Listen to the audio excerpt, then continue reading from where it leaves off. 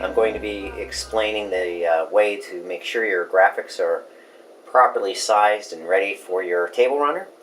And first thing we want to do in checking that is ensure that we have enough information there if it's a bitmapped image, or if the vector file is not polluted. A lot of times people say, well, why does that matter? Well, we're going to zoom in here and I'll show you exactly why it matters. Here on the left is a vector file, and when you get this from your artist or the person who's prepared your files for you, if you select it inside Illustrator, you'll notice it has all these fun dots, and it's indicating where all the lines are made, and you can see how the letters are made.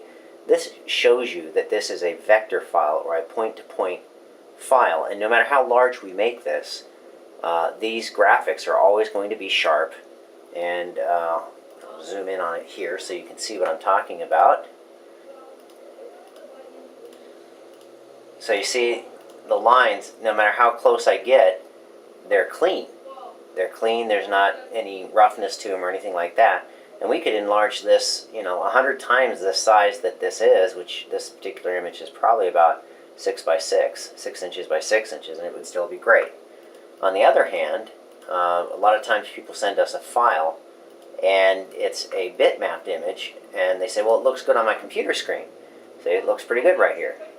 But if we zoom in on this vector image of the same file that I just imported into this Illustrator file to show us the comparison, and I zoom in, now you're beginning to see what I'm talking about. Look at all these jaggies. So this is a bitmapped image, which means it's made up of all these individual little dots.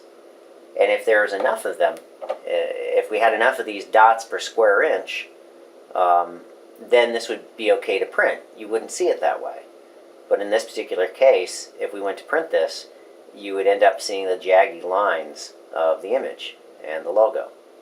So that is the first thing we have to find out is, does your logo have enough information to print correctly? So again, on your screen, they both look great.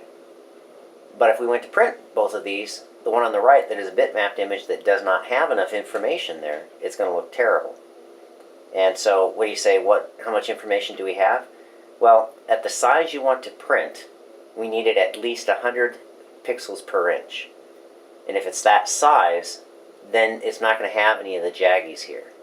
And that's something that we go over in our how-to and tech specs on our website. So you can send your graphic artist to that point and he can read about it and make sure that you are getting to us the proper file for printing.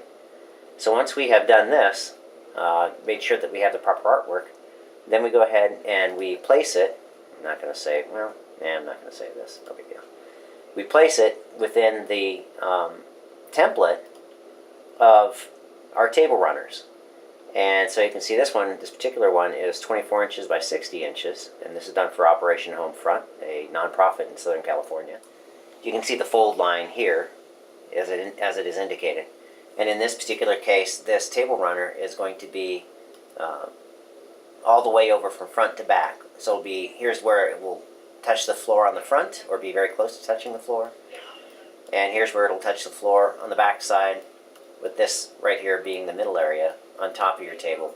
And done this way, it works very well, because then it's not going to slide off, and you don't have to have anything holding it in place or weight on top of it or anything.